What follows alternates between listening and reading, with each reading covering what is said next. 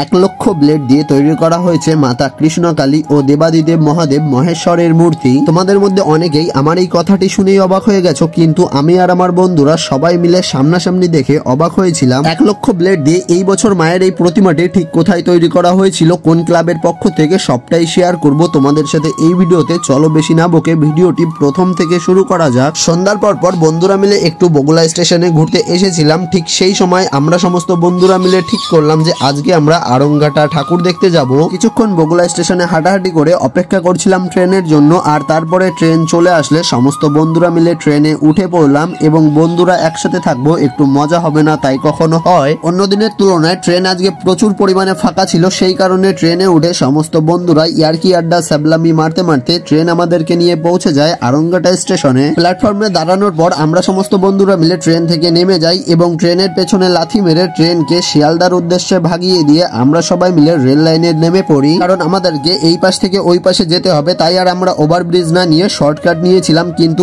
এই হাতিটাকে তোলার জন্য উপর থেকে দুইজন অক্ষম ছিল, সেই কারণে নিচে থেকে আরেকটা বন্ধু হাতির পদে ঠেলা মেরে উপরের দুইজনকে সক্ষম করে দিয়েছিল। তারপরে আমরা সবাই মিলে শর্টকাট নিয়ে হাঁটতে হাঁটতে পৌঁছে গেছিলাম আরংঘাটার সেই সব থেকে বড় মাঠে, যে মাঠে একসাথে 4টি কালী পুজো করা হয়। এইদিকে একটি প্যান্ডেলের কাজ এখনো সম্পূর্ণরূপে কমপ্লিট করা হয়নি, যে প্যান্ডেলটি পুষ্পক ক্লাব কর্তৃপক্ষ তৈরি করছিল। আরংঘাটায় 4টি ক্লাবের মধ্যে এই প্যান্ডেলটি কোন ক্লাব তৈরি করেছিল আমি সঠিক জানি না, তবে প্যান্ডেলটি দেখতে আমার কাছে বেশ ভালোই লেগেছিল। এই প্যান্ডেলটিও কিন্তু কোনো রকম ভাবে এখনো রেডি করা হয়নি, তবে কাজ কিন্তু রাতভর মিস্ত্রিরা করছিল প্যান্ডেলটি খুব শীঘ্রই তৈরি করার জন্য। 4টির মধ্যে 3টি প্যান্ডেল দেখা হয়ে গেলে আমরা চলে গেছিলাম অন্তিম প্যান্ডেলটি দেখার জন্য। আর এই প্যান্ডেলটির সামনে বেশ ভালোই ভিড় ছিল, আর এই প্যান্ডেলটি কিন্তু তৈরি করেছিল ইয়ংস্টার ক্লাব কর্তৃপক্ষ।